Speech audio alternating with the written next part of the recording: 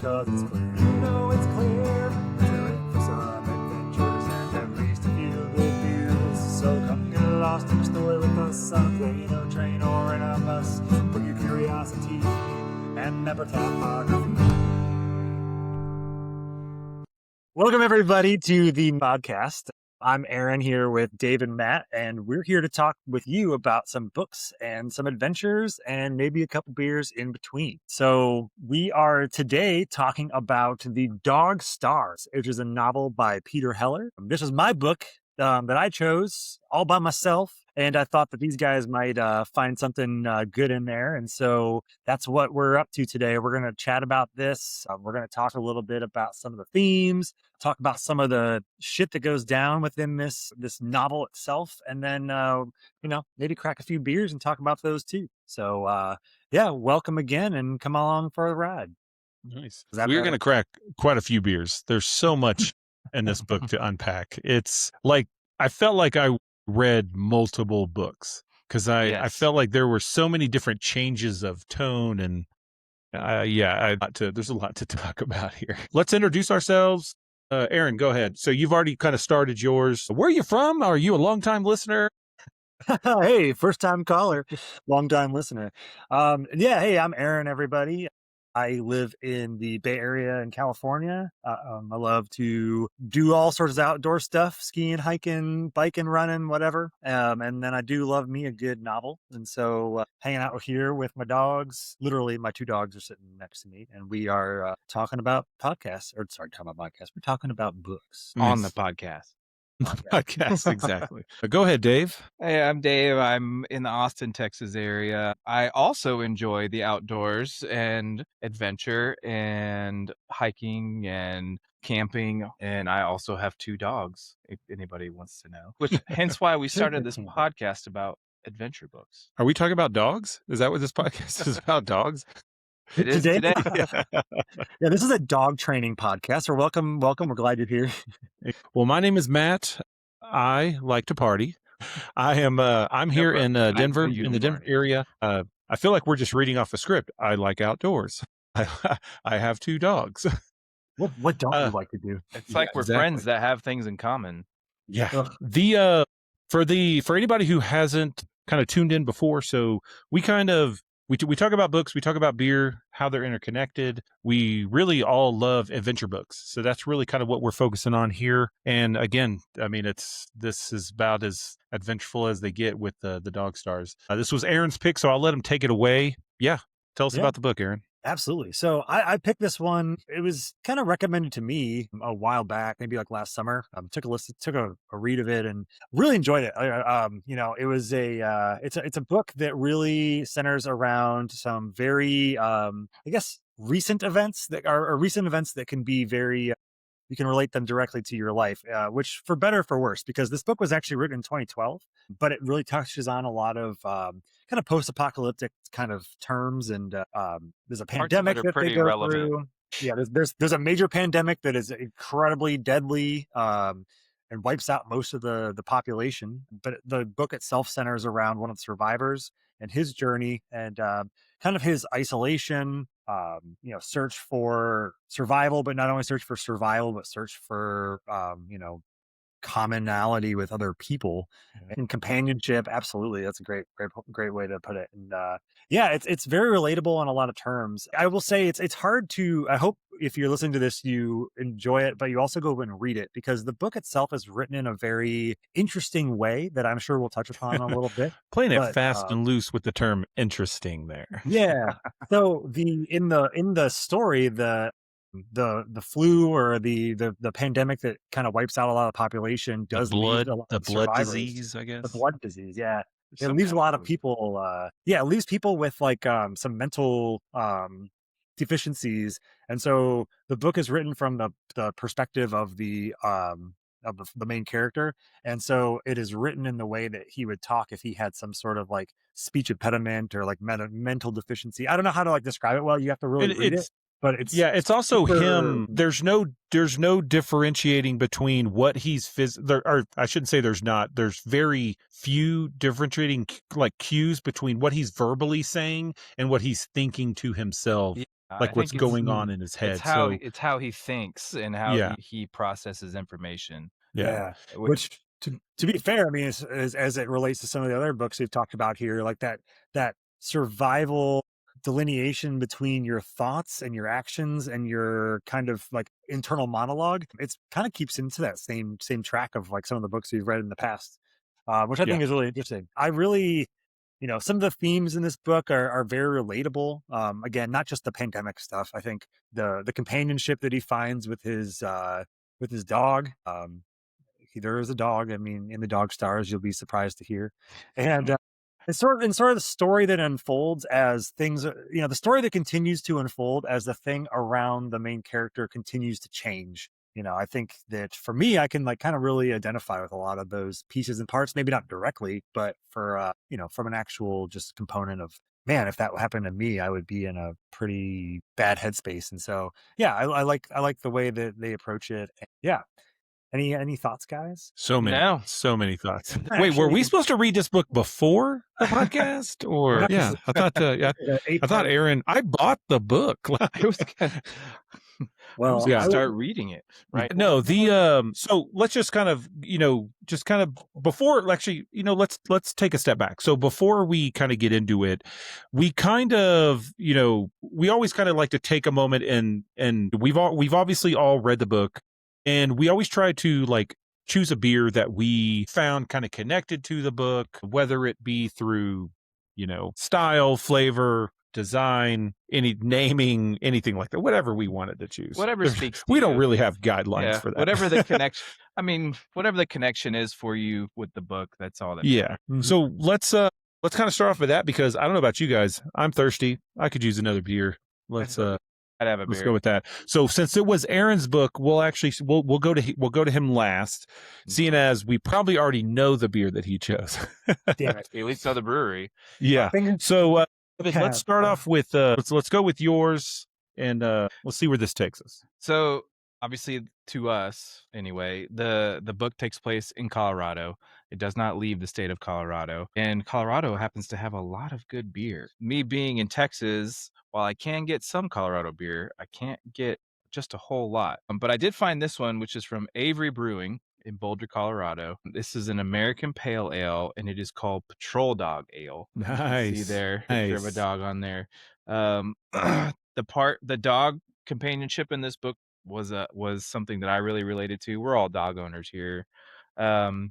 Yeah, if But you're not that a was dog lover, this podcast is not for you. it may Yeah. not be for You you. cat people, just move on. Or if you put chicken broth in your chili. We will come back to that for sure. You know, I gotta we- look that up. but I just realized this. My favorite beer glass also has dogs on it. So yeah, the parts with the dog and the companionship were what kind of spoke to me and resonated with me the most. So when I saw this, I was like, that works. That makes perfect sense. So Very nice. Matt, That's great. beer did you? That was an awesome can, by the way. For Yeah, and for the listeners, the- the can design. It's a what is it? Is the dog wearing It's like a wearing medical? a medical vest? Yeah. Yeah, Yep. it's avalanche rescue dog. What is it? A yellow lab? It looked like, or a That's what it golden looks like. retriever. Yeah. And no, that's awesome. Avery, I mean, they've been around for so long. Good The as far as I went, I kind of had limited options here. We've been getting some crazy weather, so I wasn't able to just You're go the do my one that's normal. in Colorado. It's Coors. I- It's like if this is Coors Light, I'd be very upset. So obviously the book takes place in Colorado. It actually touches base on a lot of different parts. Those of you who have read the book, they'll understand my pick. I chose a Dr. Pepper. That is now I legit that would've thought been about that. killer, actually, by the way. If you haven't read the book, Dr. Pepper is this entire book was sponsored, has a lot of sponsors. There's a lot of there's a lot of merchandising in this book. Dr. The Pepper actually is the the I currency of the chose- realm.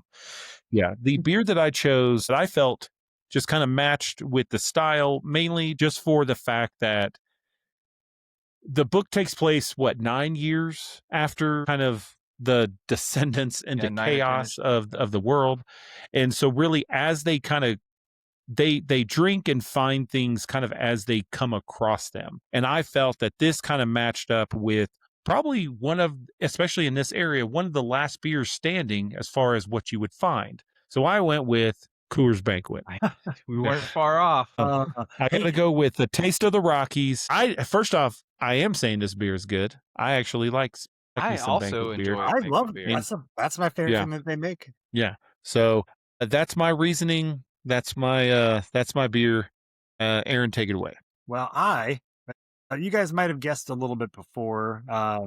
This is an upslope beer, also from Colorado. My wife brought it back for me when she was there. It was very nice, Julie. If you ever listen to this, I'm sorry and thank you. No, okay. Thanks for Like bringing 20 it back. years from now, Julie's going to be Yeah. like, thanks for mentioning me on the podcast. Remember when y'all did that podcast for like 3 episodes? So, Just found it. So one of the things in the book to me that really like just I not only identified with, but like that I kind of really like enjoyed. So in the book, Higgs pilot, he does a lot of flying. It's a big portion of the story. And he talks a lot about what he sees from down below. He talks about the animals that he sees, the flora, the fauna, the rivers, a lot of the changes, unfortunately, that are happening in the world because of some of the horrible shit that went down. But he does fixate and then later spends a lot of time underneath a spruce tree. And so I am very happy to have a nice upslope spruce tip IPA. Ooh, man. very nice. And have been listening as a little background to this. Been listening to these two jokers talk about spruce tip IPAs for the last like 4 months. Because where they are, apparently they are everywhere. Well, I know for Matt for sure in Colorado. Definitely. From Pint House, and it was delicious. Yeah, this is my Shout out this Pint is In California, they don't have spruce trees. They don't have spruce trees in California. They tax the spruce tree so much that they can't get that beer. They don't have enough green. No, they just everything that grows there is just marijuana now. That's the only trees that we got anymore. They chopped it down. But yeah, this is it's like a full bodied, nice malty flavor to it, and like I don't know, the spruce tips really just shine through to me, and I don't know that sounds delicious. I'm thinking like there's a part in the book where he's fishing with his dog out in the river and trying to catch some whatever trout might be left, and I'm assuming that this beer tastes like that smelled like. Yeah. So before I don't know, did you guys want to cover anything else before we just jump into the book? I think we should jump into the book. There's a lot to this book. Yeah. So there's so much. I figure no reason to beat around the bush. So yeah, Aaron, go ahead. Well, I was actually going to suggest we take a real quick break for a sponsor, and then we'll dive right back in. All right, sounds good. All right, I think we're ready to jump into this book, guys. What do you think? Let's get into it. Yeah, let's do it. Yeah. Well, I hate this is such a generic question to ask, but like it kind of begs the question, like, what was your when you finished this book? Where was your head at? Man, I was just a part of me was kind of like, what did I read? But just in the sense of like, what was the plot of this book necessarily?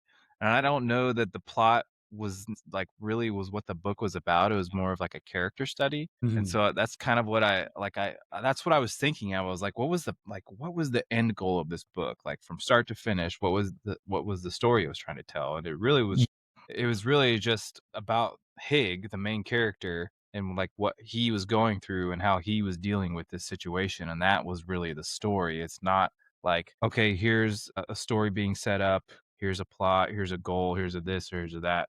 It's not, I mean, there is that to an extent, but it's more of just like Hig is just living his life. Like he's just in this particular scenario, it's just him living and how he thinks about things and how he goes about it. I totally agree.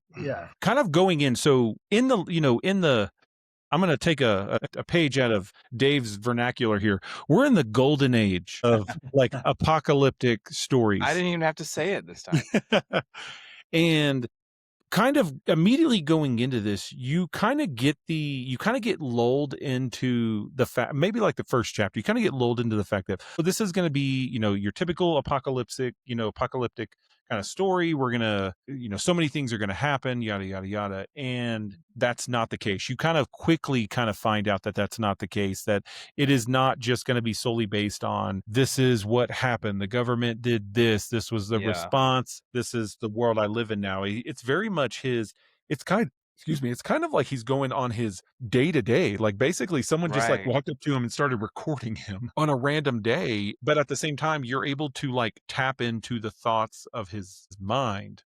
kind of going through these day-to-day things Yeah, as I he was goes I through like very mundane I tasks. was waiting for, like, the shit to hit the fan, like, there's gonna be Mhm. some event that sets him into some sequence of events where he has to solve a problem, right? He's the guy that can do it with his plucky band of friends, but Mhm. that's not really what this book is, you know? Yeah. Yeah. Yeah. So let's talk about the just like the basic characters that are because there's only 3 basic characters kind of right off the bat, Yeah, Right. you Aaron, know? Right. get into the characters for us. Yeah. Yeah. So first off, we have Hig. Hig is a well, he used to be a writer, I guess, in the Denver area, and he's just kind of a like I don't know. I think you mentioned it a little bit of like it's a little mundane, but he's just kind of a dude, just somebody who's Just a got a guy. little bit of experience doing a little bit of everything. Like he's not really anybody special. Like he's not like Right. some sort of He like doesn't have that one hero. special skill, right? Other Yes. than maybe being a pilot, maybe, but, like Yes, that's true. That was Mhm.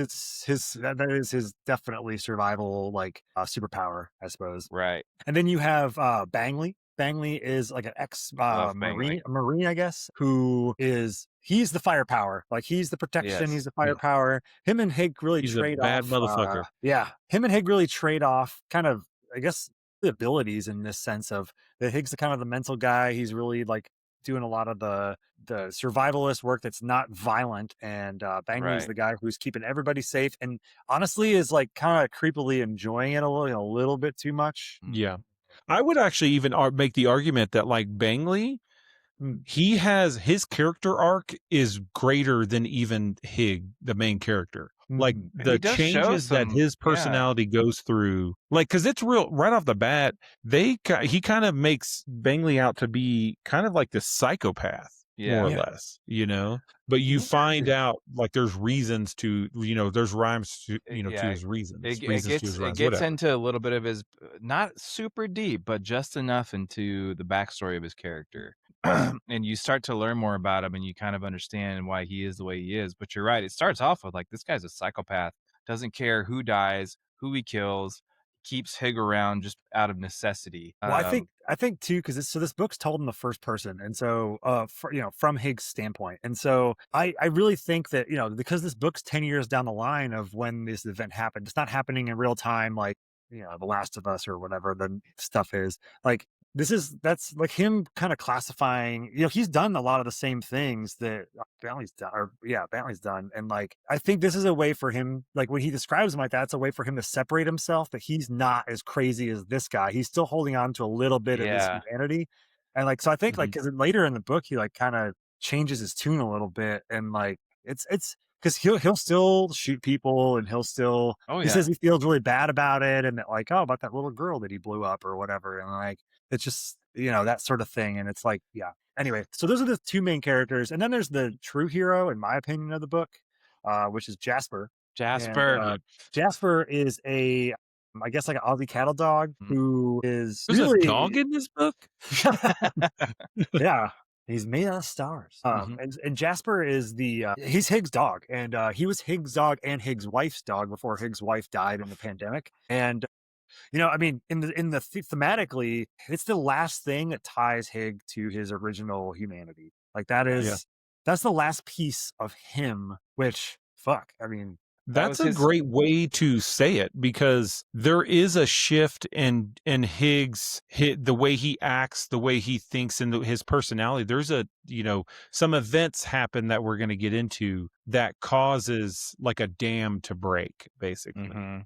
in him, and that's actually I actually didn't necessarily put that together while I was reading it, but you're absolutely right. You hit the nail on the head there. Yeah, it's his connection to his previous life, he Mhm. can still and throughout the book, he talks about his memories of the before, that's how he mhm, refers to Mhm. it as before. And Jasper was there, he was their dog, and he had a pretty good, happy life going with his wife and his mhm. dog, and then obviously the pandemic just comes in and just kinda wrecks everything for everybody, but it's interesting how I do wonder when I read these types of books, like, is this really what it would be like if something like this were to happen? And I kind of think it would. I kind of think Yeah. things would just shut down and people would just be out for themselves with their own Yeah. little He tribe. he very much goes into Hig in his a lot of the dialogue is when he's flying. So it's Yeah. just him Mm. and Jasper, and he's just kind of thinking, not even thinking out loud, thinking internally. And so he talks about or reminisces about how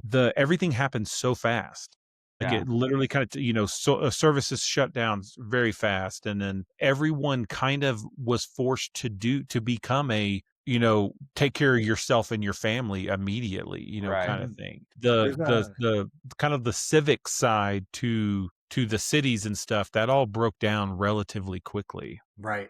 There's a part that they really, I don't know why that specifically was like really stuck in my mind. What when there's a little community that's right outside of this airport in north of Mm, Denver, and there's a house lovely. that's like right, yeah, that's right, yeah, and there's a house that's like your average white middle class person, like you know what I mean, like it's like your all American kind of people Yeah, house, just a Right. suburb house. Yeah. a suburban house, but with like, it's got all the, it's like everyone's stuff is still in there. So it clearly abandoned Yeah. very quickly. It's got like Mhm. the pictures of the kids on a ski trip and like all that sort of stuff. And, yeah, Higgs like walking around in there and essentially like describing like what life would have been like had it not been for a lot of these things happening. And Right. it's really the whole that these like little callbacks that he does consistently to like the before times is like it's kind of haunting, right? Because it's like he's Yeah. clearly so far removed that he doesn't have like a clear grasp on what it was like because it was so far ago and there's not a lot of connection left. But it's like this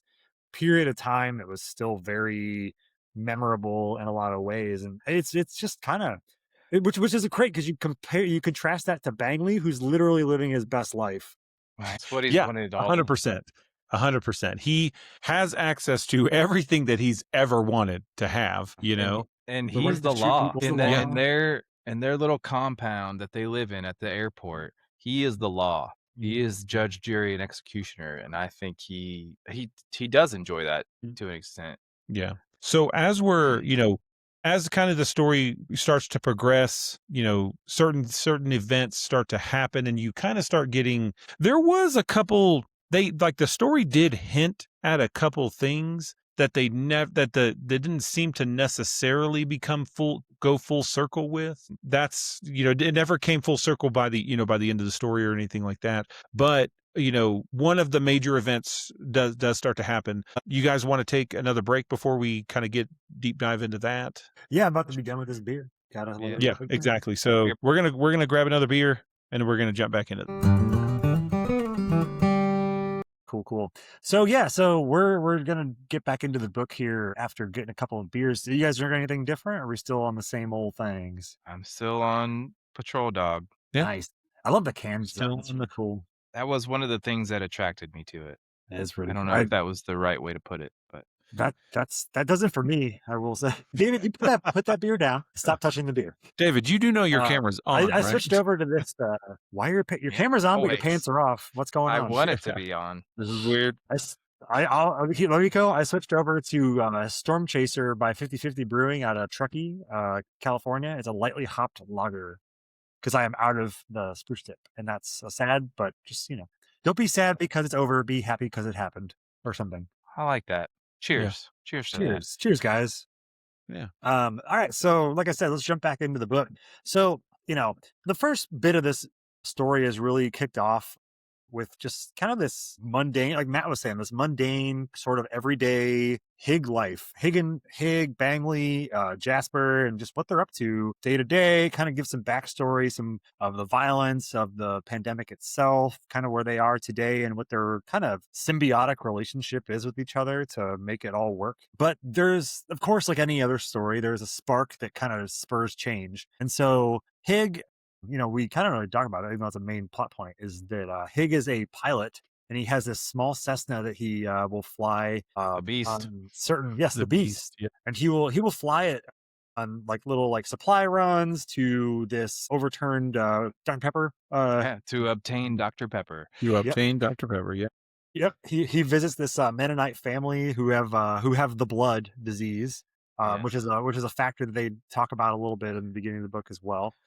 Yeah. But while he's flying, he will check his his CB radio and see what's out there, and which of course not much of anything. Occasionally, he's gotten another plane before, and everybody was talking in Arabic, and that was the most that he had heard. Until one day he was flying a route, and he gets a signal that comes through that is very loud, very clear, and is talking directly to him from the small airport that is in Grand Junction, Colorado, which, if you're not familiar with the state, is on the other side of the state from where he is. And so that's his first real clue that there is more going on out there than what's in his radius of accessibility. And so that's really where things kind of kick off. He's got this thing in the back of his mind where he's very comfortable in this place that he's in, but there's this like thing in the back of his mind of like, what else could be out there? What else could be out there? And so there is a moment that spurs him to make the change and to go out and try something different. And I'm really Got sorry. to talk about it. We got guys, we got to talk about the dog. We got to talk about Jasper. Got to talk about Jasper. During a routine trip, I guess is what you would call it, right? Like going on, they were going on a fishing trip, right?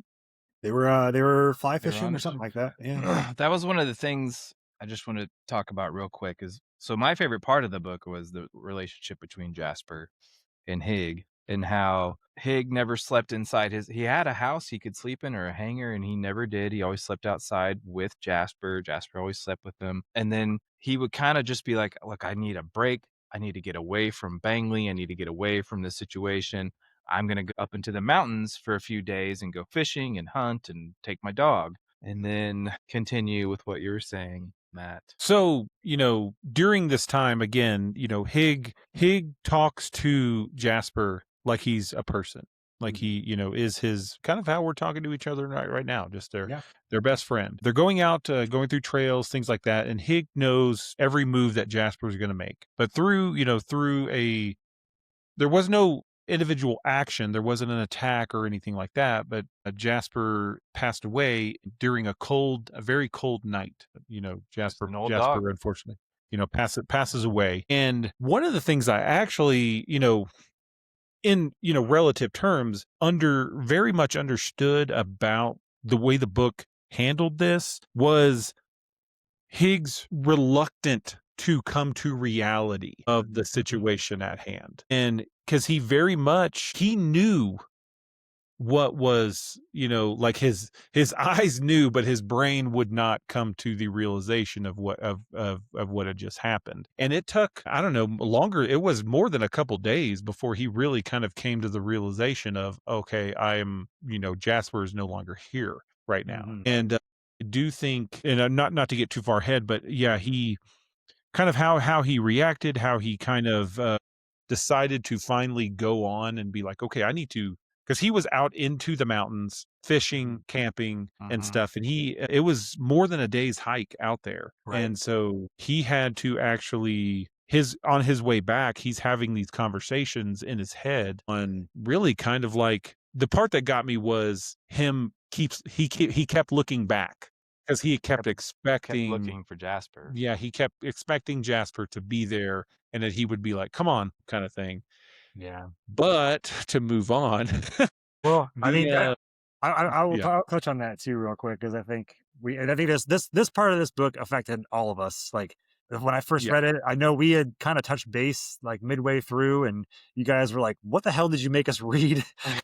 Driving down the road, listening to this book, I'm in the car by myself, and I verbally go, "Did the dog just fucking die?" I wrote in my notebook, Jasper dies? Exclamation point, question mark. Man, I was reading it and I'm just like, oh, they just keep getting closer. They're getting close. I'm like, something's got to happen to this dog, right?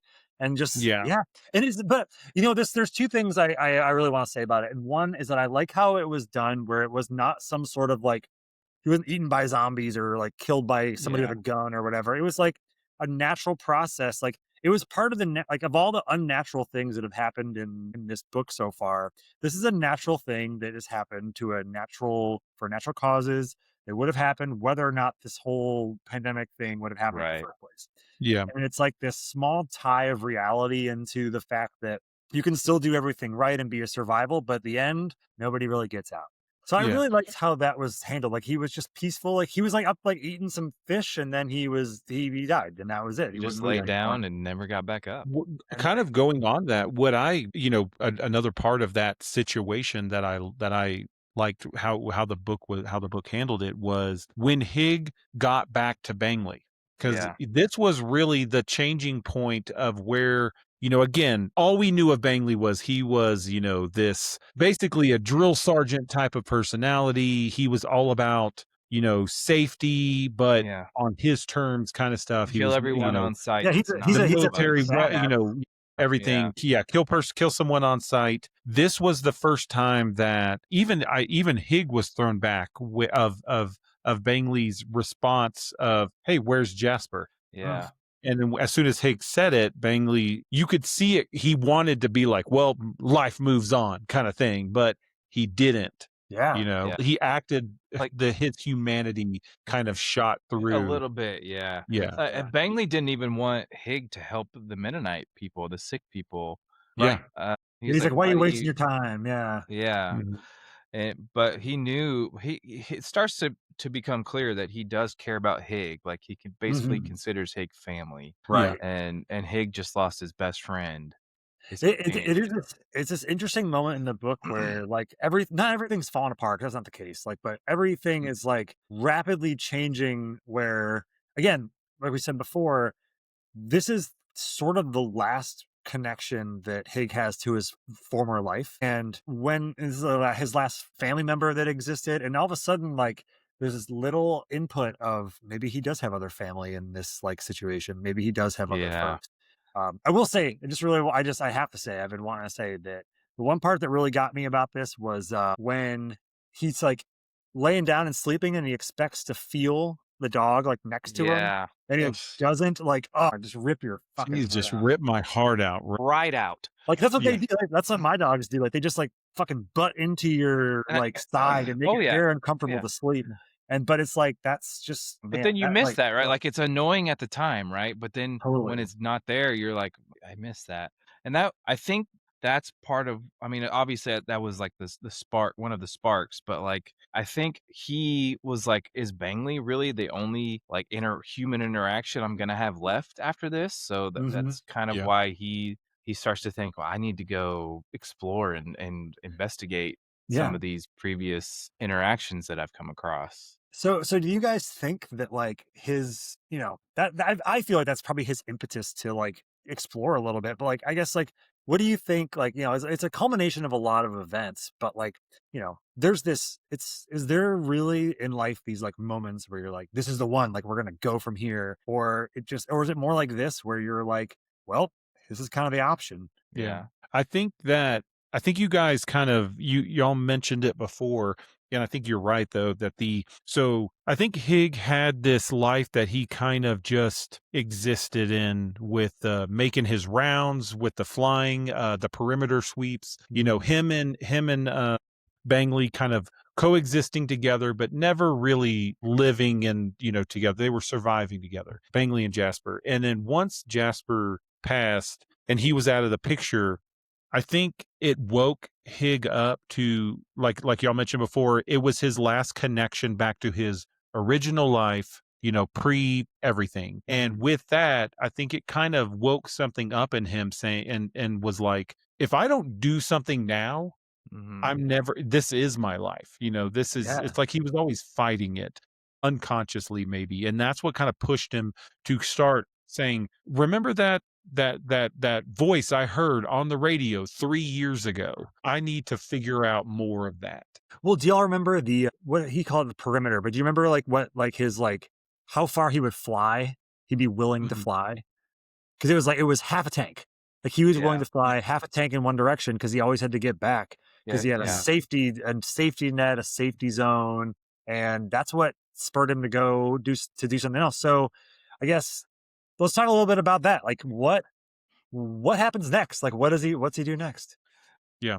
So David, unless you want to go into it, but he obviously, so in the process of him getting ready to go across the mountain range to these things, you do start to get little glimpses of there are more or less bad people out there that are trying to take advantage of people that are just trying to survive. I don't know if they were, I can't remember if they were a family or a cult or something that had stolen or that had, what did he ran into them while he was low. Didn't he have a bunch of Dr. Peppers and So stuff he in was it? going to get Dr. Peppers out of the That's same right. truck that he always goes, Yeah. and there he noticed that somebody was in there, and it was like these three big dudes Mhm. that he realized they were in there, which was good on his part. But Mhm. then so he warned them and was like, "Everybody come out," and then but they and it ended up being a not good situation. And Yeah. one guy he ends up shooting as a reaction. And then he eventually makes the other two guys load the Dr. Peppers into the plane for him. It's a real like Scarface sort of moment. It's really Yeah. good. Yeah. But in doing all this, they mentioned to him that there are, what is he, does he refer to them as Arabs, or what does he call, like, Arabic, like they're,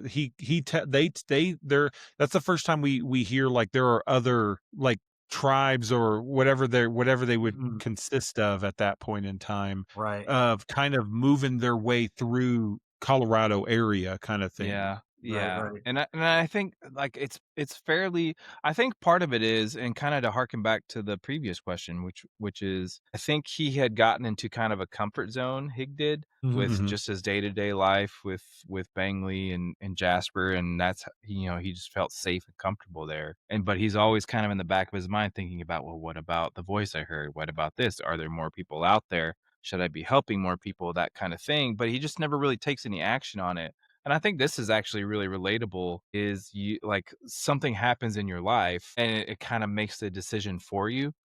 Like you Mhm. don't you've always thought about it, but you never really pulled the trigger. And then in his case, he was like, I kind of have to pull the trigger now. Like I want to go see if there are other people out there. And so he has more motivation than ever to go find other people. And so that's what he plans to do. And Right. he comes up with this plan to how am I going to get to Grand Junction? How what supplies do I need? How much weight can I carry? And he actually accounts for, very sadly, the weight of Jasper not Mhm. being there. Which lets him take a little bit more fuel, if I like Yeah. he Right. that kinda gets him most of the way, or not most of the way, It's but like that little it's I think there's a lot of this book that's like about consequences of action or inaction, and like right. him not doing something before versus having the ability to, like, it's just this yeah, it's really poetic in a way. Yeah. So he, after all that, he decides he needs to go to Grand Junction to figure out what this who this voice was. He wants to find more, and he wants to explore outside of his usual zone. Yeah, and Uh this in actually strikes to me the most beautiful part of this entire book, which is his Mhm. flight over Colorado and Yeah. the So descriptions he that he gives along the way. 100%. So in doing so, he says goodbye to Bangley, who I think that's when you see the true humanity side come out, because he actually does express that he does, think of Hig as like a friend, family, tells him to, and Yeah. then imparts, it's almost like there's a part of Hig, the part of Hig that wants to be that person, that security, that Right. thinker, Mhm. that like unifies into Bangley in his mind, Mhm. Like you know? the thing about Bangley is he knows exactly what Mhm. he needs and wants to do Yeah. in every I would say every tactical situation. And that's all Bangley really views. And so but then you start to see that he doesn't want Hig to leave, but he also doesn't really try to stop him. Right. Yeah. So he kind of understands that Hig needs to do this and he doesn't want him to go. He knows that like his defenses of their compound are going to be compromised, but he knows he needs to go, so he doesn't stop him. Which Yeah.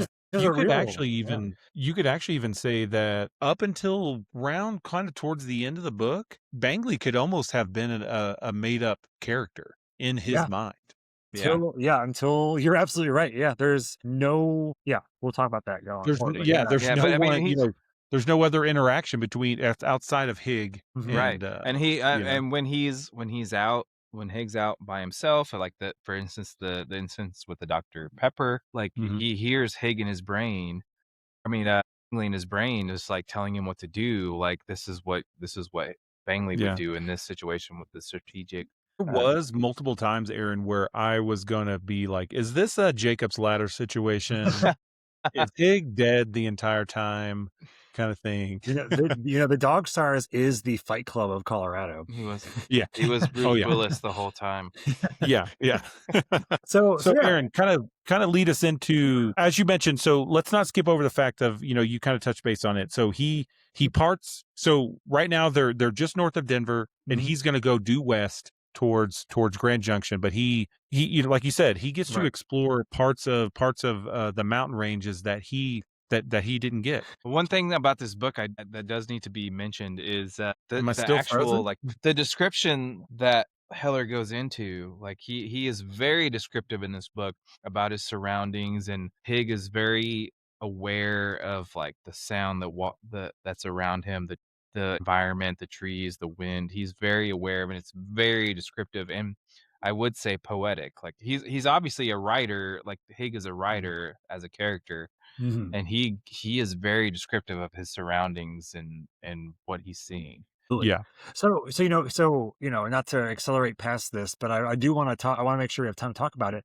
So he comes upon this slot canyon, and he's like, "This looks like a place that might be a good." I think he sees like some sign of activity down there. He wants to Mhm. explore it a little bit more. He has this moment of like, "I don't He have sees to." cattle, doesn't he? Right? Right? Yeah. Like I don't have to do this. It's this interesting moment of like, he's been inactive for not inactive, but he's just been surviving for a long time. He hasn't been making Mhm. actively risky decisions. And I think he has a mental monologue about that of like, or Yeah. mental dialogue about that of like, I don't know that this is the right thing to do, but I can't help myself. I need to stop. I need to land here. I'm going to check it out. And I think, you guys think that there's any significance of that place being a slot canyon and being hidden from the rest of the world with the way that he views it? I didn't really think about it that Yeah, way. neither did I. So what do you think the significance is, Aaron? Yeah. Yeah, No. you tell us, and then we'll Oh, tell you if you're right. no, I think that this is like, it's like layers upon layers of this man who has done everything he just needed to do to survive and partner with the right person, I guess, and to keep the status quo. And all of a sudden he's being super reckless because not only is he kind of have nothing to lose, but he's seeing things differently than he's seen them before. And Yeah, so I kind of think he was drawn to it, and I also think that maybe he was thinking I can hide from the world in this place, because I think that may be kind of what he wanted to do. He didn't want to really live in the world that he was living in anymore. Do you think it had anything to do with who he saw or what he saw when he was flying over? that could be something to do with it. Because I mean, he That's saw, to kind of keep it that's a, going, that's a he different slot saw a canyon. woman. Gotcha. So He I he wondered if saw a Aaron was woman. referring to the slot Yeah, yeah, standing out in kind of in the open was a woman, and he mentions it many times. Like he hasn't seen anything like that He in clearly a has look, while. he's horny. He clearly has this desire for companionship and especially a woman's companionship. He even talks about when he visits the Mennonites, how even like the sickly women are attractive to him. Yeah, Hmm. And so when he sees a woman out by herself and basically inside a field, inside the canyon, he's like, that's there's a and woman there. he legitimately goes more into detail about this stuff later Yes. on in the book, Hmm. and that's where I feel like where there's like a This book is where within a book. the Yeah, book takes a turn. it does take a turn. So I agree, and we kind of were talking about this, before the podcast as well. Like they're almost like multiple, like I hate to say, but it's almost like there were different authors between different parts of the book. Yeah. Well, and so let me ask you this question to start off with. Which book did you like more and why? I enjoyed the parts with Bangley and surviving and Jasper, in the outdoorsy type stuff, and the kind of the action pieces. It's not that I didn't enjoy the second half of the book, but it's a different book. It It's a is a different different book. book. It is a It different book. goes There's to even a different tone to the second yeah. half of the book. Yeah.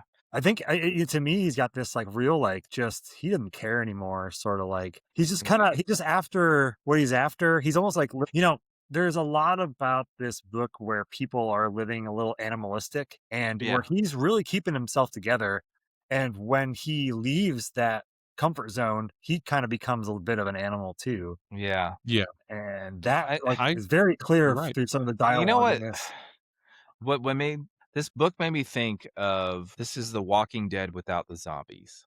Like, if it was the apocalypse with no zombies, that's what this is. Like, Right. Yeah. it's people just it's people you have to worry about, you have to be careful with, but you're also craving that human connection. You know, there's not 8 billion people in the world anymore, so it's scarce, and you have to be careful. You have to be very selective about the people you Well, interact with. well, and speaking of people, this actually is the part where we introduce maybe my second favorite character in this entire book after Jasper, which is Pops. Pops Pop. is Yeah. great. And so Hig lands and he goes into the canyon and he's trying He to. doesn't just land, though. Well, that's true. Yeah. Yeah. He lands in like the worst way possible.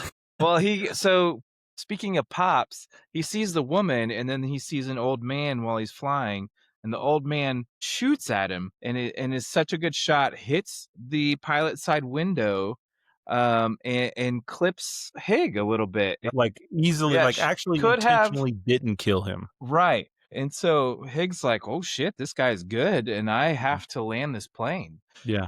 How many of you guys were waiting for Pops to be related to Bangley at some My Well, God, I yeah, did think that, totally. yes. Yeah, like absolutely. Because Like right they knew before each other or Bang something like that. Yeah. Yeah, yeah. right before Pig leaves, Bangley opens up and starts talking about his family a little bit, Yeah. and how his dad was a farmer, and he grew up on a farm, and he knows how to farm and all this stuff. Yeah. Mhm. And then I did dig. We get introduced to Pops. I was like, "Is this Bangley's dad? Is that gonna Yeah. be the twist?" Yeah. Yeah. Well, so Yeah. we do get introduced to Pops, and Pops is he's a badass. Like this dude Super is. badass. I like Bangley because Bangley's kind of a Bangley is character, no nonsense. but you know who is Pops. Pops is he's not only no nonsense, but he's like this stoic amount of no nonsense where he's just like, Yeah. I will literally murder you in your sleep. And Act right. And I don't so, Yeah. but 100%. but I think, I have a lot more to say about Pops, and I know we probably need a quick break. So what do you think we do that real quick, and we will dive into Yeah. Pops and kind of the last half of the last portion of the book. Yeah. Bear break, and then we'll get into this different book within the book. All right. Well, after our break, let's go in. We have a little bit of book left. There's a lot going on in the last little bit of this book. However, I think it can be easily summarized by saying the last part of this book is titled "Hig Gets Laid," and Yeah. That's all it's about. and It so, does take a weird turn. Like it's very much all like around him wanting this girl. yeah. So he meets this woman. Her name's Seema. Seema is I think an immunologist, like she's a physician. She used to Yeah. work in New York City. New York That's right. City. And Y'all, her husband died, which is similar to Hig when his wife passed away. Hig's wife died. We need to And talk about how she died. We haven't talked about that. go, you could go. I talked about All right, the I'll dog. bring it I up. brought So, the dog up, so you do this part. all right, so it's smack dab in the middle of the pandemic. They have basically these pop-up centers where a bunch of patients are on cots and beds and like stadiums and buildings and stuff like that. And obviously Hig's wife gets very sick. She gets the flu or the virus, and Hig does not. And she's to a point where she is so miserable that she looks at Hig and is like, "I want you to kill me." And Hig obliges. He thinks about it for a minute, and he thinks this is probably the better thing to do in this situation. And he takes a pillow and he smothers her and says, "I love you," as he kills her. And apparently, I mean, I do think that's what she wanted. I think that he did what she wanted, but a The whole traumatic. this whole story is just filled with like impossible choices, right? Yeah. You're Like Sophie's you're Choice. like you can't win for losing, essentially, right? Like Yeah. Yeah. you're really just I think, like all the survival stories and like all the adventure stories that we've pretty much read, whether it be fiction or nonfiction, it's people who are in a shit situation with shit circumstances trying to do the best they can. And Right. I think that's it's an impossible situation to do And the I don't right thing in. necessarily, yeah, I don't necessarily hold it against him. Oh, of You course know, not. like, I don't either. we've all dreamt of smothering our wives, and it's just, honey, I didn't mean that. Love you. Love you. Thank Love you. you, wife. Thanks for the beer. So no. But I think at the end of the day, like you're really like you're hitting on it, like where this is just like that was not the beginning of his pain, but like it So hasn't ended since yeah, then. right. So Yeah, he kind of so goes on a journey, like a spiritual journey in the second Yeah, half of the book. he so does. moving from that to he was shot down in the plane, had to land the plane. Before he leaves to go on this journey, Bangley gives him grenades, and As he would. so as he would, like that's the ultimate going away gift, right? Like the I care about you gift from If you Bangley, wanna be right? a friend, be a Bangley. Right. Yeah, he gives you grenades. I want you to Mm. have these. And so he has like Hig is armed with this and he's kind of in this standoff with Seema and her and Pops, who we Mhm. find out a little later is her dad, and Hig. And Hig is like so he tries to like raise a flag basically and it gets shot by Pops and then he's like, look, he has this what is it, like computer paper, printer paper or something in Mhm. his plane. So he's like starts writing these notes. And since he's like, I could kill you at any time because I have grenades. And he throws a grenade and it explodes. And so they realize, shit, he could kill us if he Uh, really wanted to. But eventually he convinces them, hey, I don't want to kill you. If you would not kill me, that'd be pretty cool. Pops is good with it. He slaps him around a Yeah. little bit to be sure. Yeah. And they like, essentially take him more or less prisoner. But when Pops gets him, Pops of course is this older guy who's like a military veteran and and he's a badass survival ranch hand kind of guy. And he's such a good shot. He can do anything. Yeah. And honestly, I'm gonna just go ahead and say that Pops is the only person in this entire book who has his shit together, and so I have a lot of Totally, yeah. I have a lot of room for love in my heart for Pops. He's emotionally stable and he's tactically and realistically stable. Like he you're sees absolutely right. reality. He sees reality Yes. for what it is and makes choices based on what he sees and not what he wants to see. And Right. I aspire to the achievement, I guess. But he doesn't just meet Pops, right? He meets Seema. And Seema is this emaciated for what we would consider, but a beautiful woman who is she happens to has be his age or whatever. Go figure. And so it's like a match made in heaven. and so Apparently, according to Hig, she has breasts Oh my God. because he won't stop talking he about won't them. stop talking about her boobs. Okay, so we got to talk about it. All right, so She's obviously got some great New York boobs. the second he saw a woman while he was flying the plane, I was like, they're gonna fuck. Yeah, 100%, 100%. Yeah, I mean, 100%. and he it's meant kind to of be. And this is I'm the sorry, go ahead. point where the book goes from survival tale to 50 Shades of Grey. If And 50 you Shades can of Grey even had say, hammock like, fucking. so I you mean, kind of maybe it does. I don't know. not just at this point, but kind of moving forward, past this one point. There are some things that happen, but it's very much Hig kind of forgets about his past at this point. Yeah, he moves on. He moved He has fully moved. He's getting the attention and on. companionship that he's wanted. He gets some blue balls And at one point. listen, Seema is all about it. She is Yup. DTF. He moved on too. She was married. She was married and her Yeah. husband died. And she is like she's the one that initiates it. She comes Yes, you're right. comes out and she's flirting and She gets the him to whole sleep this with him. section of the book Yeah. is Hig and Seema flirting and leading up to fucking. And Like I that- would like to mention who sleeps No. naked in a sleeping bag outside. in a Hig hammock. does. In a hammock. in a hammock. Yeah. You know how cold it is And in honestly, Colorado? Like it's clearly like Hig wants this, but he's also very apprehensive and shy about it. Yeah. He's Oh, like, yeah.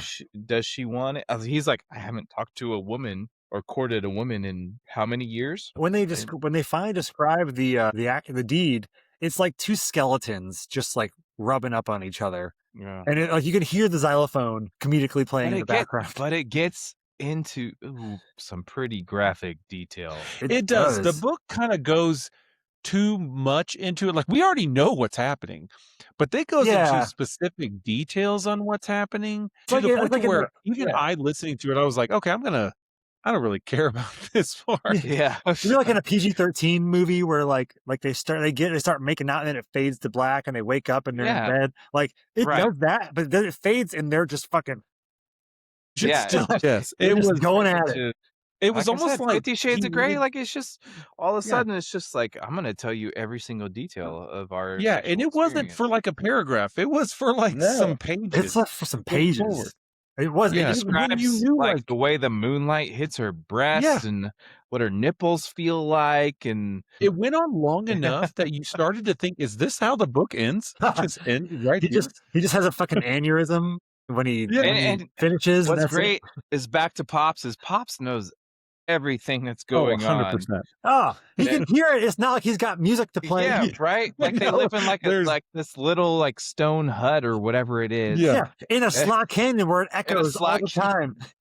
There's like one small little like that runs through the fucking thing, and that is not enough sound. And Pops is No. sticking his head in the creek to drown himself. Right. Yeah. It's like, shut up. Yeah. So Left me moving by the on, chance. they decide Yeah, to so he tells him about him. Yeah. Mhm. Oh, Yeah, they I was gonna decide say, to leave as a group to go with. But we have to say he spends a significant amount of time there. Yeah. Like 100%. I got to a point where I was like, are we still doing this? Like he's still there, and they're still talking about like him and Seema, like I don't know. Yeah. Yeah. Yes. And And I'm And like, so all right, I did we're all get to a point where I was 13. like, I'm ready to move past this. Oh, I did too. Let's- I was kind of there immediately. I was just like, okay, can we get back to, because we went Yeah, from like one time he's with flying across the mountains. He's describing. He goes over Winter Park. He goes to Yeah. all these Yes. things, and then he's here, and then they just And- narrowed in on that immediately. And and first the off, actually, author- for a brief time, he almost died. Like Oh, that's he great. was Yeah. like, Oh, yeah. he was like held captive by them for a hard minute, And then it's this minute. a hard minute. And hard minutes. so okay, so Aaron, kind of take us from there. So I would be we're, happy. I'd be happy to. yeah. So we finally decide. So I think we touched a little bit on how Pops is kind of a badass, and so Pops knows, everything there is to know about planes, and thank God for that, because that's how they're going to figure out how to get the hell out of this canyon. They're just thinking, Pops is like, I'm not going to live forever. I need to get Seema to a better place. You don't seem like the worst person in the world, and my choices are pretty limited. Mhm. Let's get the hell out of here. And so- conditions in their That's right. like They're little drying up. ranch are getting worse every year, and he knows that's coming. So He does. Pops is pragmatic, and I love the man. He's just that's who I want to survive with. Like yes. Pops and Jasper and me are gonna go chill in the fucking mountains. So, so we're at this place in the novel where like they had this incredibly like very intense moment of getting the plane off the ground, where Pops is like, I'm not coming with you guys, essentially. But Yeah. they loop back around, they get them, and they get off the ground, and they make their way towards Grand Junction. And this is like really what the book's been building up to, is that the Grand Junction is going to have something of import that we are just like waiting and dying to find out. And what was tell me your impression of describe in a very few in one sentence what the hell you thought happened in Grand frickin' Junction. A big old letdown. I kind of saw this coming. And again, this kind of leads me back to like The Walking Dead without zombies. Like sometimes things can go very well for you, and sometimes things will go very wrong. Yeah. Totally agree. I think the way that I think you're right, David. I think they kind of led up. They kept building up to Grand Junction, but all they kept focusing on was just this one piece. So you knew it wasn't good. They weren't going to get there and it be this utopia type No, they're situation. leaving stuff out. No. Yeah. So they're They flying went- in. yeah. Yeah, so they're flying in, and they're seeing the entire city's essentially been burned out, and there's wreckage everywhere. There's cars that look like they have been blown up, which probably have been. There's no people anywhere. There's corpses on the ground, bones. And crazy thing is, the pandemic hadn't even been to Grand Junction yet. This is just how it is. Yeah, it's true. It was sustained. I will tell you, I do want to I know we're trying to make a certain amount of time here, but I really feel like it's important to take a few seconds to say that no one at any time mentioned Pueblo on this entire journey. Because We were Why getting to that. you can't make it worse. No, where that might be where this all started. You know, with the slopper Yeah. flew, but no one ever. We need a cowbell ring every time Pueblo sloppers come up. Yeah. So anyway, there we- so Hig flies low. His radar's up, literally and figuratively, and he's like, "This is something ain't right here." And so Yes. he goes to land, and he's like thinking, "There's all these like burnout planes on the runway. Like that's not good." And at the last minute, he pulls up because he sees this giant cable that's ready to Yes. just nosedive this plane and kill anybody in it. And there's like this, essentially, this like the grandpa and grandma from Babe is how I saw it in my head. Yeah. Who So like they- were so- in but this, he like, did. power. They did speak on the radio though, right? Like Yeah, they speak on the radio about how you're good to come in. We're so happy. Yeah. Like it was So really they, like like he was baiting him in. he They would was bait he all was these planes they were in. confirming Yeah. like all of his suspicions. Oh, there are people Yeah. here. This They was do that want us to come psychopath in. moment. Yes, Yes. absolutely. And so they're coming in, and they there's another, again, Pops shows his grit, and they take out this couple, this old lady and old man. I who's love been how- killing these people this whole Yeah, time. I love how like he avoids totally being killed and destroyed when he lands, right? Like the plan was for them to destroy their plane and kill them. Right. And he narrowly avoids that, and they get back on the radio and they're like, "You're the first one to do that." Yeah. Yeah. I would like to mention how, we've already talked about how badass Pops is, but this is a 0 Dark 30 moment. that It's Pops so had. good. Oh, Yes, God, it's so good. Literally fucking goes in there like Marvel style and kills and just takes Dude, over. No, It's himself. fucking Jason Pops? Bourne. Well, thank He you. is Yeah. Jason- Yes. Yeah. Pops is Yeah, like Jason Bourne. There is style, a just movie made of fucking- this. It's going to be does Matt this. Damon as Pops. 100%. Matt Damon is Mhm. Jason Bourne as Pops. Like 100%. Pops is unkillable. Like he like Yeah. Hig is like, I don't even know where Pops is at this point. Yeah. And like he walks in and he's like, they're dead. Everybody's like, yeah. I love it when the moment when Pops takes off running, and mind you that Higgs is younger, and in his brain is thinking, "There's no way I can run that fast." yeah, And so Pops goes in. They hear one single gunshot, yes, and then Pops comes out, waves Higgs over, and tells him, "Take your time. I've already taken care of yeah, it." it's done. Like, Job is done. He could have kept banging SEMA for like 4 days. Pops could have gone and taken care of this and come back with like gold and Yes. water and like Anything they needed. Subway sandwiches, and like they would have never have to leave. What are we doing here? Pops is the real hero in this story, Yeah. and everyone knows it. So they take care of the situation. It doesn't end up being very fruitful. However, the one thing they do have in Colorado Springs in Grand Junction is a lot of fuel, and so Yes. they're able to gas up and take some extra fuel. And you know what? Higgs thinking right about now. You know what? I had a pretty good situation back in Greeley. Like let's get back there. Let's get back there. I'm gonna take you guys with me. Pops, you are. Well, that was definitely kind of coming. Pop's plan, like his whole Yeah. time. Like Pops was like we can't stay here. We're Pop. gonna go back. Yes, we're gonna go back to your home, basically, to Yep. to your fortification, Mhm. and that's where we're gonna live. Something I really like about this moment is that I feel like he kind of brags about Bangley for a minute, like in a way of like, oh, I got this guy over there. He's real cool. Like he catches himself like, I don't know if he catches Yeah. himself or not, but he's like really. All of a sudden, But- this guy who's been very distant is like very much like somebody who Yes, wants to be and cares about people and is like not holding everybody at arm's distance.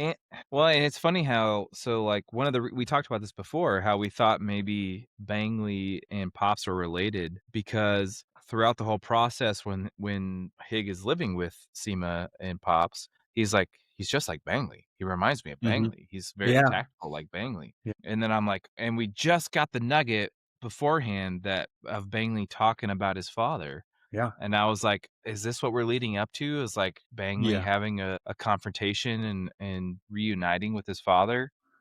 And no, but yes, but no. No. So they get back to they fly back to Greeley and they land, and you know what? It was a symbiotic relationship. They're both really enhancing each other's survival because Mhm. there is smoke in the air. There is burnout parts of the hangar that used to exist where there were like, plants and stuff that they were growing. And Yeah. Bangley's nowhere to be found. Yeah. And when they finally find him, which is in this house that was buried, like the house I was describing before, with like the family that used to live there. That's like was hiding out in there and had protected himself from this like essentially invasion, I guess. But Yeah. Yeah. they rescue him, and And again, Pops sussed out the entire situation. Like he Oh, looked 100%. He knew, like he was walking Higgs through exactly what happened play Yes. by play. it was like watching Yes. like CSI or something like that. And there Yeah. was a firefight. Yeah. There was a firefight. Yeah, and then Mhm. like they meet Bangley and Pops is like, it must have been at least 10 or 12 or whatever it was, and he's like, yeah, but it was 14 or whatever, and he was like, this is what happened. I can tell what, and then like he and Bangley have like this connection moment, and Mhm. Bangley's like, where'd you serve? And he's like, Navy SEALs. Pops is like, I was a Navy SEAL, and it's like, okay, that makes perfect sense. Which is crazy because that's like the first time they talks about it, and it's like, Yeah, okay, well, or you knew he was a Yeah. military guy or whatever, but like, clearly. it's like it's this. I love Pops. If you can't tell, I love I love Pops. Pops. It's awesome how he Yeah. can just he can be intimidating, but also like accepting and endearing at the same time. Yeah. And So So they go find ahead. so they find Bangley, they rescue him, and now they're all living here, and that's sort of where the book ends. yeah, Mhm. they I just kind of mean, are all living in harmony and together. and and harmony or non-harmony be damned. That's kind of the end of the book. It just Yeah. Yeah, it's like that's just kind of ends there. it's not quite a happy ending, but it's not really like It's it's not not sad. It's bittersweet just either. It just yeah. kind of the I feel like, Well, well, you know what? Let's talk about it a little bit, but so first yeah, so let's take a little before we break. do Yeah, before we do final thoughts each, yeah, let's take a quick break. yeah. Let's cuz we'll cover a couple things more too, but yeah, let's take 5. All right, everybody, welcome back. We are done. We've finished the Dog Stars. Congratulations to you, the listener, and to us, the reader. We did it. So We did it. there's a lot going World's on. best cup of coffee. Congratulations. So, I think there's so much to unpack here, and we could spend probably 3 or 4 podcasts really doing so. So I really just want to hit some of the highlights. But one question that I have for you guys, just that of where the book ends and where it's been, is this book is 10 years into this post-apocalyptic scenario. Where do you think the characters will be 10 years from the end of the So book? I think that's a good question. I think somebody dies. I don't think all 4 of them are surviving that long. I don't know who it is. I kind of feel like it might be Bangley in a sacrificial type way. Okay. But at some point, someone else that is as tactical as they are is going to show up, right? In a span of 20 years total. But or maybe Seema dies of Mm, of the illness, and mm. then Hig has to deal with that. But I think they stick around in that area, honestly. Like, and I think they kind of go like just like the plan is laid out. I think they go back and forth between the Slot Canyon and the airport, unless they find something better. But Yeah. Yeah, I don't know. I think I do agree with David there. My changes would be is I think Higgs he has a draw to really want to reunite people, or I guess, or find people. And so I think he still continues the lookout to trying to find yeah, people that might be in the Mm. same situations that they're at. Trying to find the humanity back into the world. yeah, I do agree with. I think that's a good point. Like he may try to actually build a community because he's Yeah. kind of started that at this point, right? I mean, he already has a sex cult working, so he Not by his own making though. Like that was yeah, Seema yeah. was horny. They're both they were both ready for a little bit Mhm. of hammock banging, Yeah, and they got it. They sure got it.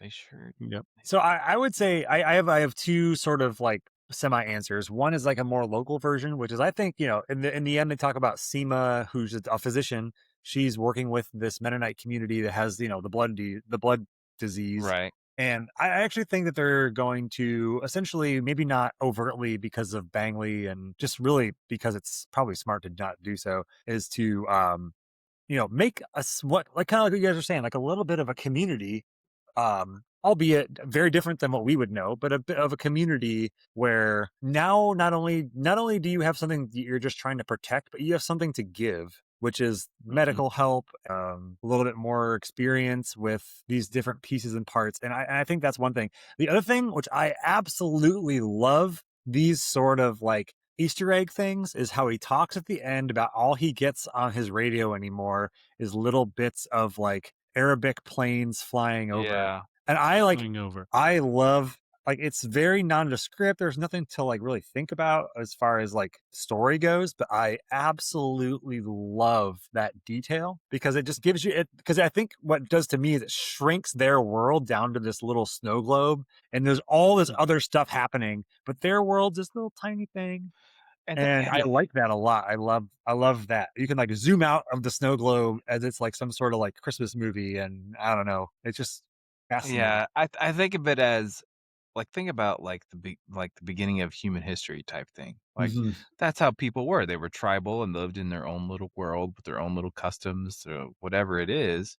That not that they weren't intelligent, because they were, and all Right. these people are intelligent people. They're doctors and Mhm. and writers and tacticians and military personnel and all that kinda stuff.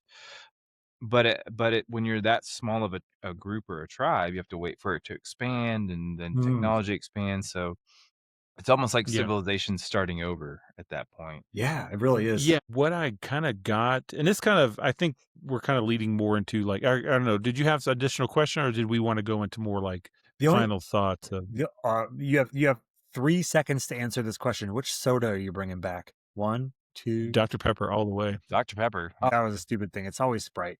Sorry. No way. No Yeah, way. T I'd end kill of the you world myself. end of the world, I gotta get that caffeine and I gotta get that calories. Let's get it. Mhm.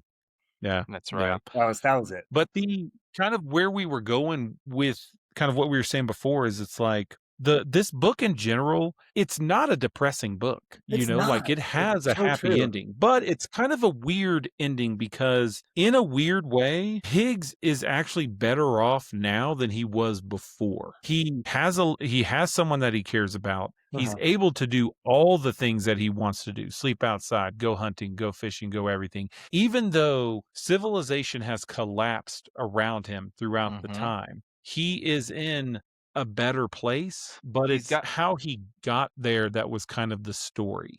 Right. Yeah, and it takes him a while to get there. Like, you Yeah. have to account for the previous 9, 10 years of it just him. Does it even talk about how he meets Bangley? He Just just rolls up drove one up to day. him at Yeah. the Yeah, like, airport one day. Yeah. that's it, and that's it, like, not much to that, right? But it takes him a long time to kind of, unfortunately, I think it takes Jasper dying to actually make him the person that he's been trying to be, which, again, thank you, Jasper. Which Came through Yeah. again. Yeah, I don't think it's like you would say like, yeah, like I would not necessarily classify it as like Jasper was holding them back or anything, but that like that was No, Jasper but was his like again like Jasper was not only his last thing with like his former life, but like that was what was keeping like it was he was responsible for Jasper. Like he couldn't just right, it go was grounding him. mess around and just go fly R everywhere. He's got right, he's got responsibilities. and then Yeah. Jasper just decided to set him free. Yeah. And so it's like, all I think it's interesting because it's a man with nothing to lose that really gained it all. And that was, Yeah. I mean, it's a Hollywood ending in a certain way, right? Like It is a bit, like, you can see, as soon as Pops is like, "We want to leave and go stay at your," I'm like, "Okay, well, that's what's gonna happen," right. like that. This multiple times I did reading this or going through this book, I did think to myself, I was like, the writing, not the writing was very jarring on how a lot of the sentences were put together, Mhm. but I thought the kind of the flow of it very much made it easy to put into a film, Yeah. which they Yeah. are putting this into a film. Yeah. Oh man, we are so on top of it. Hell yeah. Yeah. Well, let me say So let me say that like when it comes to I think maybe there's a well let me I guess maybe I can turn this into a question. So let me ask you guys. So why I think we all identify with different parts of the book. And I would guess based on our conversation we identify with the same part of the book that we like the most. Why do mhm, you think we like that part the the most? last bit. Yeah. We all like the last bit of the book. The hammock humping part? The The hammock, hammock hunting. Yeah. yes. Hammock hand jobs? And I think What was your question? Yeah. So why Matt do needs you you to say it again. why do you Yeah. are you trimming your nails right now? Are you? Something's bothering me over here. No, so, I think we all like the beginning of the book a little bit better. I do. I like Yeah, honestly, I do. if you ended it when he flew off into the sunset, I would be like, all right, well, that's Yeah. a weird Turned it end. into a short story. Yeah. I think that would be fine. And you just don't know what happens. Yeah. I I don't, think that's what we like about it yeah. is the not knowing what it covered beforehand was exploration, the not knowing, there was a bit of freedom there. He had a life there, wasn't the life that he was necessarily wanting or looking for. But when the story then started to uncover they started to answer these unknowing questions, Mhm. and they weren't the answers that we were I wanting. think I think it was the companionship with the dog and the exploration bit and the outdoors piece where he was an experienced outdoorsman Mm, and just the survival. Because I think all three of us are like, if we were ever in the situation, could we survive? Could we like mhm. what would we do in that situation? And so I think we resonate with that. And then the second half of the book, like we're all married. We all, are in relationships. So like the whole like meeting a new woman and getting it on in a hammock is like that doesn't maybe it resonates with other So people. I agree 100% with you, David. I think that it's a grass is always greener sort of situation in a certain Mhm. way where, as someone who has a lot of the things that he wants in the second half, the things that Yeah. I find myself being attracted to are the things that he gets in the first half, which is Yeah. solitude, time in nature. Yes. I guess let me retract that and say these are definitely the more romanticized parts of this story because this is not necessarily the actual reality of what he's facing, but they do wax and wane quite poetically about the spending time in the Colorado wilderness, and I think we all Yes, identify and with that part. we've all done that, and we all love it, We all and have, yeah, yeah. that Yeah, I definitely really need to, resonates. I hear a lot about these mountains out here. I really Go check should them go out. explore them. Go Yeah, check them out. yeah, one someday. I can see them when I look out my window, but I just haven't really Yeah. gone and checked them out. They're so far away. Thank. I guess let's just stop us right there. I think we did it. I think I want to thank everybody for listening into this point, and I really encourage you guys to go read The Dog Stars by Peter Heller. It is a great book. I think you'll enjoy it. There's actually quite a few other Peter Heller books that I also recommend, but we'll say that for a different time. I think Mhm. I want to end this on a nice little cheers, and then we're going to go into what we have coming up next. But Mhm. I would like for you guys to raise a glass, and I want you to raise a glass to Jasper Jasper. To Jasper. because Jasper's he's a good boy, He and earned it. Yeah. He's a he very good boy. he stuck by somebody's side for many days, and maybe I'll be as lucky as Hig when it comes to Jasper. So, cheers, Jasper. Absolutely. Very Cheers. So I guess Matt, yeah. you have the next book. It's what you're the No, one it's coming up. me. Oh, yeah, It's that's gonna be right. David. That's It's right. gonna be David. Don't It is freak me David. out there. I was like, oh, He's like, I am That's not right. prepared. No. You're 100% right. We just did Matt's, and thank God we don't have to do that again. So yeah, no, thank yeah, you. that was the worst. So I really wanted to do like a treasure hunting type of book, Mm. and I Mm. waffled on a couple different ones, Is it and treasure hunt? We're just gonna watch. National treasure? it's not National Treasure. We're just gonna watch. Um, I If you watch National Treasure it's backwards, it's just Nicolas Cage trying to get a document back into the archives. yeah. Well, I mean that's essentially Yeah. the plot of that movie. But anyway, so I waffled because I really kind of wanted to do fiction this time Mm. because I did nonfiction last time. But I ultimately landed on a book called Treasure Hunter, a memoir of caches, curses, and confrontations by W.C. Jameson. So this is again a nonfiction book, and he is a real life treasure hunter that has basically done 50 years of treasure hunting and adventures and documents it in this book. He's a best-selling Mm. author. He's got other books out there. Um, one caveat, I cannot find an audiobook for this, so you're Yeah, gonna there is have to not. I'm read it not for looking at. real. There's no audiobook. But he has been through a lot of crazy, interesting situations, and I think it's gonna be I tried to pick a book that none of us have read, and I don't think any of us have read this, so I I'm think Yeah. this will be really cool and really interesting. I think that's a great point. We should touch on real quick is that up to this point we have every one of us who's picked a book so far has read that book previously, and that's actually something we're going to strive for from here on out is that we all are picking one that we have not yet read as a Mhm. collective, and so we're all going to be surprised. So We're all read, gonna learn this together. if you read with us, we're all going to have a lot to talk about. So Yeah, that's gonna be great. So, what do you guys before we leave, before we take off? What do you guys got going on next? Doing some Aaron, I'll skiing, let you doing some go. man, hiking. oh yeah, I'll go. So I just got back from a ski trip last weekend. But I think, my goal for this year is to ski every month of the year until November, since that was the when I started. So I need to find a place to ski. So, like, whether that be a small patch of something somewhere or whatever. I accomplished that for February already, so I may not get back up to the mountains until March. So we're just gonna be hanging out at home and probably doing some hiking around here. We're gonna go visit some family that we haven't seen in a while. It's Dungeness crab season in the bay, Mm. and so we're gonna be eating some crab and doing some Oh, hike, yeah. You gonna be doing going to Red Lobster or what? you know it. Cheddar Bay biscuits, baby. Cheddar Yeah. Bay. Now we're just going to do some hiking and hanging out around the bay. There's plenty of hikes to do, and well, that's actually one thing I'll tell you about. Is I'm going to be volunteering with a trail building group Oh, to very do some cool. trail repairs, which is Oh, I'm looking forward to. So hopefully by the next time we all chat, I'll have something to tell you about that.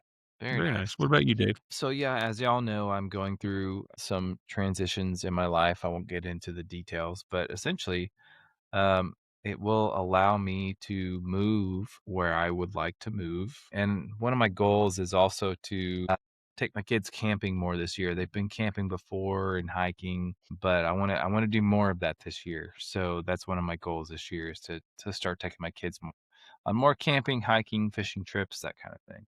Very nice. Cool, That's man. exciting. That's super exciting. Yeah, yeah. How about you, Matt? Here on my side, it's definitely ski season here in Colorado. So gonna be Yeah. trying to hit the slopes a couple more times. I am personally ready for springtime. I'm ready for some hikes, some cooler weather hikes. I'll take that. Get the dogs out going. But all in all, for everybody who's stuck with us this long, definitely appreciate listening to. We got the next book coming up, Treasure Hunter. I guess we gotta buy that book. Jeez, what is I mean, this? go to your local library, you know? Yep. Yeah. I think I can speak for all of us from here on the podcast side. Appreciate everybody listening in. Yeah, absolutely. Thanks, guys.